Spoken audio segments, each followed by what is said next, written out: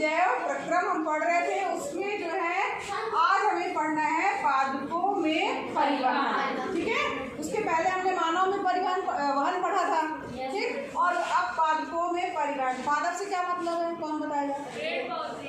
पादप मतलब पेड़ पौधे। तो पेड़ पौधों में किस तरीके से परिवहन होता है? परिवहन का मतलब हुआ कि आवागमन कैसे हो रहा है। अब किस चीज का आवागमन होगा? पौधे तो खुद चल के जाएंगे नहीं, इसकी तो बात हो नहीं रही है। पौधों में जो ऊर्जा कहाँ से मिलेगी? भोजन से, यानी पौधों में भोजन का परिवहन हो रहा है और पानी का परिवहन हो रहा है और खनिज लवण। ठीक है, और इसके अलावा नाइट्रोजन, फास्फोरस, इन सभी चीज़ों का परिवहन हो रहा है पौधे के एक अंग से लेकर के दूसरे अंग तक में। अब यहाँ पर जो पौधों में परिवहन जिस चीज़ का हो रहा है वो है मेन भोजन। और भोजन किस प्रक्रिया के माध्यम से बनता है?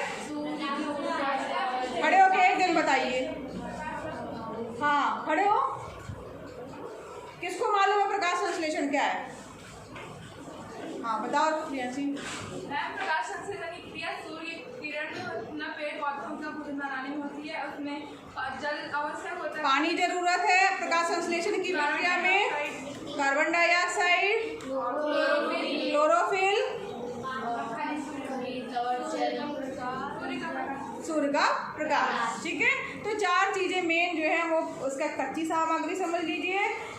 प्रकाश संश्लेषण की प्रक्रिया के द्वारा जो है पौधे अपना भोजन बनाते हैं और इस प्रक्रिया में सबसे पहला तो सूर्य का प्रकाश चाहिए है, पानी चाहिए है, कार्बन डाइऑक्साइड चाहिए है और क्लोरोफिल चाहिए है। तो ये प्रक्रिया, ये सारी उपस्थिति जब रहती है यानी दिन के समय पौधे अपना भोजन बनाते हैं। कोई बता सकता है पौधे अपना भोजन पौधे का कौन सा पार्ट जो है वो बनाता है?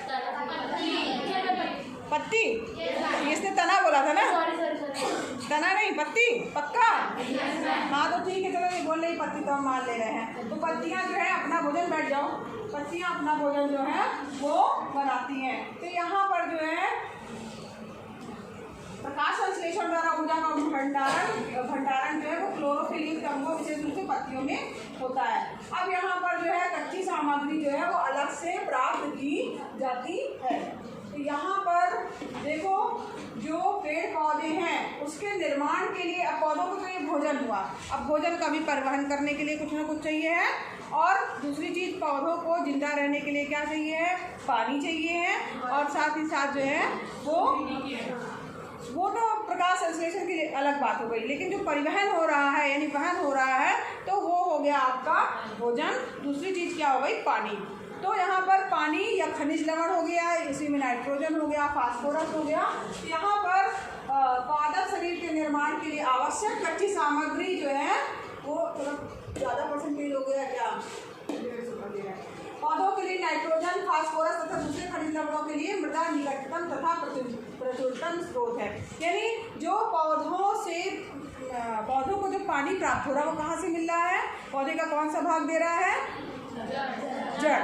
ठीक है, क्योंकि जड़ ही जो है वो मिट्टी के अंदर है और मिट्टी में पानी हम डालते हैं या प्राकृतिक रूप से मिट्टी से जो है पानी जड़ें खींचती हैं। तो यहाँ पर जड़ें जो हैं वो पानी, नाइट्रोजन, फास्फोरस और दूसरे खनिज लवण को जो है वो पौधों के अन्य दूसरे भागों के लिए जो है खींचने का काम कर रही हैं। अब इस पूरे परिवहन के लिए अब इस पूरे परिवहन के लिए जो है, जो अगर मान लीजिए कोई पौधा छोटा है, ठीक है, तो आसानी से जो है जड़ों से लेके पानी और दूसरी जगह पे पहुंच जाएगा, जो भोजन बनाया है वो सारे अंगों तक पहुंच जाएगा। लेकिन पौधा बड़ा है तो उसमें भी जिस तरीके से मनुष्य में रक्त के परिसंचरण के लिए जो है वो ढेर सारी क्या होती है? रक्त वाहिकाएँ होती हैं, पूरे शरीर में फैली रहती है ना? वेन्स हो गई, धमनी है, सिरा है, केशिकाएँ हैं। उसी तरीके से पौधों में जो है वो क्या होती है? छोटी छोटी सी जो है वो नलिकाएँ होती हैं, जिनको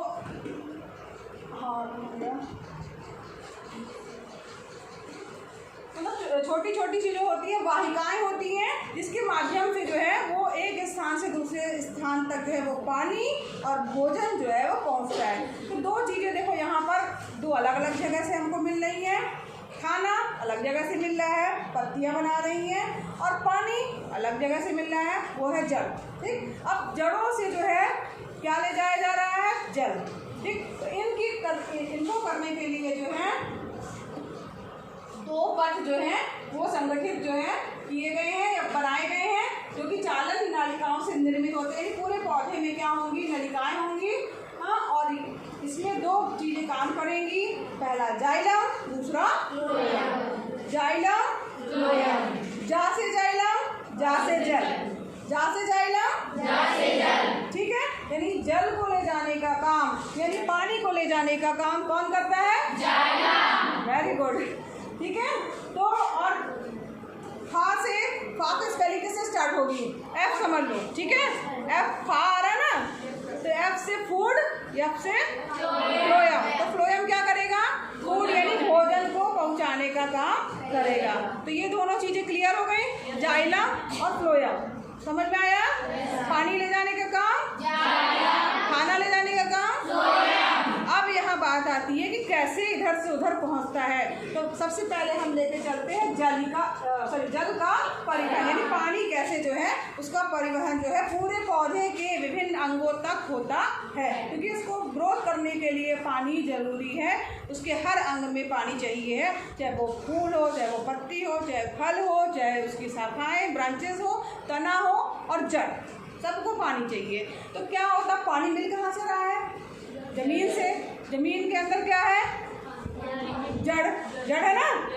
पानी मिल रहा है मिट्टी से, मिट्टी के अंदर जो है पौधे का कौन सा भाग है? जड़। तो यहाँ पर देखो जड़ तना, जो जाइलम ऊतक होगा उसमें जड़ें, तना, पत्तियां, उन सभी की वाहिकाएं जो पूरे पेड़ के शरीर में फैली हुई हैं, पौधे का जो अंग है उसमें जो फैली हुई हैं वाहिकाएं या वाहिनिकाएं, वो आपस में जुड़ी रहती हैं और जल संवहन वाहिकाओं का एक सतत जाल बनाती है। मतलब उसमें से जल बहेगा, जैसे अपने शरीर में खून बहता है ना, उसी तरह से पौधों में क्या बहेगा? जल। तो पादप के सभी भागों से ये जुड़ी होती हैं और मृदा के संपर्क में जब ये आती है, जड़ों की कोशिकाएं मृदा के संपर्क में हैं, तब वो सक्रिय रूप से जो है आयन प्राप्त करती है और यह जड़ और मृदा के मध्य आयन सांद्रण में एक अंतर उत्पन्न करता है और इस अंतर को समाप्त करने के लिए मृदा से जल जड़ में प्रवेश कर जाता है। यानी मृदा से जल, मिट्टी से पानी जड़ में प्रवेश कर जाता है। यानी कि पानी जो है वो किसमें प्रवेश कर गया? जड़ में। अब जड़ से जो जितनी वाहिकाएं हैं उससे जो है पूरे पौधे में धीरे धीरे करके नीचे से ऊपर पहुंचता है। ठीक है, समझ में आया?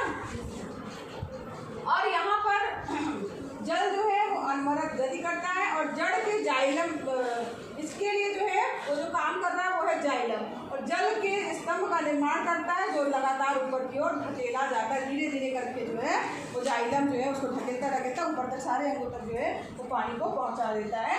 और यहाँ पर पौधों की ऊंचाई अलग अलग होती है, कुछ पौधे छोटे होते हैं, कुछ पेड़ के जैसे होते हैं, लंबे होते हैं। तो यहाँ पर ऊंचाई को देखते हुए अब वहाँ पर भाई कोई ना कोई प्रेशर भी चाहिए ना, पानी तो नीचे है, अब पानी को कहाँ जाना है? ऊपर। अब ऊपर जाना है और एक पृथ्वी का गुरुत्वाकर्षण बल काम ही कर रहा है, वो कहाँ काम कर रहा है? नीचे की ओर खींचने का। तो यानी कि यहाँ पर गुरुत्वाकर्षण बल से अलग एक बल काम कर रहा है। अब यहाँ पर कोई ना कोई इसमें दबाव होना चाहिए, प्रेशर होना चाहिए या एक पंप होना चाहिए, है ना, तभी ना पानी उल्टा जाएगा ऊपर। हाँ, कि चला जाएगा ऊपर, यहाँ से ऊपर 2 मंजिल तक। तो हमारे शरीर में ये काम हार्ट करता है। ठीक है, और उसमें जो है पौधे की अगर हम बात कर रहे हैं तो इसमें भी एक तरीके का दाब या चूसक पंप एक लगा होता है। वो कहाँ से आता है, कैसे वो काम करता है? तो जो पत्तियां होती हैं या पौधे का जो भाग जमीन से बाहर है, वातावरण की स्थिति में है, वायुमंडल में है, तो वहाँ पर निरंतर क्या वाष्पोत्सर्जन की प्रक्रिया होती है। कोई बताएगा वाष्पोत्सर्जन क्या है? बताओ भाई। हाँ, बोलो बोलो, आशा बोलो। हाँ, पानी जो है ये बोले जल का वाष्प बन के जो उड़ता है उसी को वाष्पोत्सर्जन कहा जाता है। बिल्कुल सही बोल रहे, क्लैपिंग कर दो भाई आस्था के लिए। तो पानी भाप बन के उड़ता जाता है। ठीक है, उड़ता है ना, शरीर से ही पानी उड़ता रहता है तो इसलिए गर्मी बहुत पड़ने लगी है। पानी की बोतल सब लोग खूब भर भर के लाए पानी, और खूब पानी दिन भर पीते रहे, है ना। पानी की कमी हो जाएगी नहीं तो। और जब पानी की कमी किसी पौधे में होती तो लुंज पुंज हो जाता है ना, मुरझा जाता है। उसी तरह शरीर में हो जाएगी तो चक्कर मारने लगेगा, ऐसे ऐसे ढुल फुल ढीले से हो जाएंगे ना। तो यहाँ पर जो है इसमें क्या होता है, जब वाष्पोत्सर्जन की प्रक्रिया होती है, यानी पत्तियों से पौधे के दूसरे भागों से जब भाप बन के पानी उड़ता जाता है तो वहाँ का पानी खत्म हुआ। अब पानी उसको फिर चाहिए, तो वहाँ पर उस समय क्या होता है, वो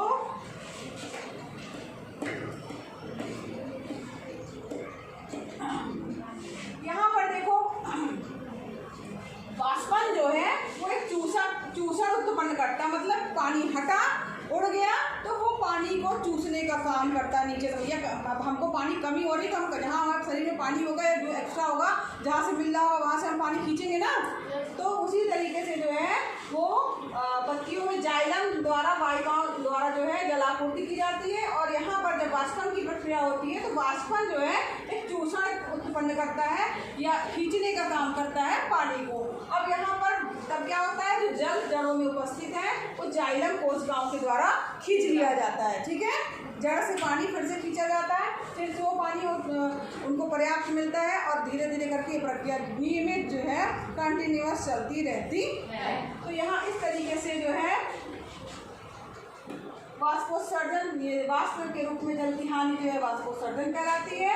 और वाष्पोत्सर्जन जल के अवशोषण एवं जल से पत्तियों तक जल और उसमें विलेखन द्रव्यों के ऊपरीमुखी गति में सहायक होता है। यहाँ ध्यान दो, ये चित्र दिख रहा है, और यहाँ देखो ये दिख रहा है कि क्या हो रहा है, जलवाष्प बन के जो है वो पानी उड़ रहा है। ठीक, अब जब उड़ रहा है तो वाष्पोत्सर्जन के कारण चूसण की प्रक्रिया होती है। पानी जो है जाइलम की नलियों द्वारा, जाइलम द्वारा जो है खींचा जाता है, कहाँ से, जड़ों से। ठीक है, जड़ों से खींचा जा रहा है और पानी ऊपर जाता है। इसके साथ साथ जड़ें जो है वो खनिज लवण वगैरह भी जो है पूरे पौधे तक पहुंचाने का काम करती है। यहाँ एक बात गौर करने की है, यहाँ सारी प्रक्रिया क्या हो रही है, ऊपर की ओर हो रही है ना। ये सारी प्रक्रिया क्या हो रही है, ऊपर की। नीचे भी हो रही है क्या, नीचे से ही खींचा जा रहा है, सारी प्रक्रिया ऊपर हो रही है। इस प्रकार से जो है वो उसमें कौन सी गति होती है, ऊपरीमुखी गति जो है वो हो रही है।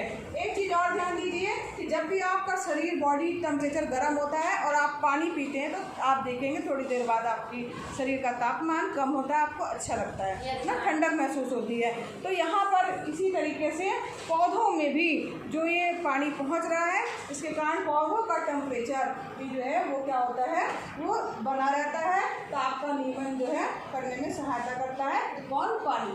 ठीक है, और माया अब बात करते हैं पानी वाला, पूरा समझ में आ गया। जाइलम जो है किस तरीके से जो है वो पानी को ऊपर पहुंचाने का काम करता है, जल को ले जाने का काम करता है पौधे के विभिन्न भागों तक। कहाँ से ले जाता है, वो मिट्टी से लेकर के, जड़ों से लेकर के फिर ऊपर की ओर जाता है। अब बात करते हैं भोजन तथा दूसरे पदार्थों का स्थानांतरण किस तरीके से होता है। अब भोजन की बात करते हैं। भोजन बनाने का काम कौन करता है, भोजन पहुँचाने का काम करती है। बनाता कौन है, पौधे का कौन सा अंग बनाता है, प्रकाश संश्लेषण से बनता है। कौन बनाता है, पत्तियाँ, जिसमें क्लोरोफिल होता है। ग्रीन कौन सी होती हैं, पत्तियाँ होती है ना, तो क्लोरोफिल वाली जो पत्तियाँ, ग्रीन पत्तियाँ जो होती हैं वो भोजन बनाने का काम करती हैं। और ये भोजन, अब पत्ती तो भाई जो ब्रांच है, पेड़ है, जो आप पेड़ देख रहे हैं इसमें यहाँ की भी पत्ती भोजन बना रही है, यहाँ की भी पत्ती भोजन बना रही है, यहाँ की भी सब जगह की ना। ठीक, तो यहाँ पर दो तरीके की यहाँ देखो गति होगी। एक चीज जो यहाँ से बनाई है भोजन जो पत्ती, तो ऊपर की तरफ जाने में, फूल तक जाने में, फल तक जाने में, या ऊपर की अन्य शाखाओं में जाने में जो है वो भोजन पहुँचेगा। ठीक है, दूसरी चीज तने में भी आएगा, जड़ों में भी आएगा। भाई जड़ों को भी तो खाना चाहिए है, तना भी तो खा के मोटा होता है, होता है। हाँ, तो बस यहाँ पर दोनों तरीके की गति होगी। किसमें, जब पदार्थों का स्थानांतरण होगा। तो यहाँ पर देखो पदार्थों का स्थानांतरण जो है, इसमें प्रकाश संश्लेषण के विलेय पदार्थों का वहन स्थानांतरण कहलाता है। और यह संवहन ऊतक के फ्लोएम नामक भाग द्वारा होता है। ये काम कौन करता है, सारा फ्लोएम। खाना पहुँचाने का काम कौन करता है, पौधों के अलावा फ्लोएम जो है वो अमीनो अम्ल तथा अन्य पदार्थों का भी परिवहन करता है। तो पदार्थ विशेष रूप से जल के भंडारण अंगों, फलों, बीजों, वृद्धि वाले अंगों में ले जाए जाते हैं। भोजन तथा अन्य पदार्थ का स्थानांतरण संलग्न साथी कोशिका की सहायता से, इसके लिए जो नलिकाएं होती हैं उसको चालनी नलिका कहा जाता है। और ये जो है ऊपरीमुखी तथा अधोमुखी दोनों दिशाओं में ये प्रक्रिया होती है। ऊपर भी जा रहा है, नीचे भी जा रहा है। ठीक है, अब यहाँ पर देखो फ्लोएम ये काम कर रहा है जिससे जो है सारे पूरे जो है फ्लोएम द्वारा, जाइलम द्वारा जो है जल का स्थानांतरण हो रहा है। फ्लोएम के द्वारा जो है वो भोजन और ऊर्जा जो है वो पूरी जगह पहुंच रही है। तो यहाँ पर जो है इस प्रकार से ये पूरी प्रक्रिया जो है वो पौधों में होती है। सबको समझ में आया? जाइलम जो है नीचे से जड़ से चालू होता है ऊपर की ओर, और फ्लोएम जो है वो सारी पत्तियों में जो एकत्रित हुआ है, भोजन बना है, उसको ऊपर की तरफ भी और नीचे की तरफ भी ले जाने का काम करता है। कई बार आपने देखा होगा कि जड़वा बसंत ऋतु में जड़वा तने के ऊतकों में भंडारित शर्करा का स्थानांतरण कलिकाओं में होता है, जिससे वृद्धि के लिए ऊर्जा की आवश्यकता होती है। कभी कभी स्टोरेज भी कर लेते हैं हम पौधे की, मान लो उस समय उसका मौसम नहीं है, स्टोर होता रहेगा, फिर जब उसका मौसम आएगा तो तेज़ी से वो फिर ग्रोथ करते हैं। ठीक है, तो पौधों में समझ में आया सबको किस तरीके से वहन होता है या परिवहन होता है? ठीक, खाना और पानी दोनों का। चलो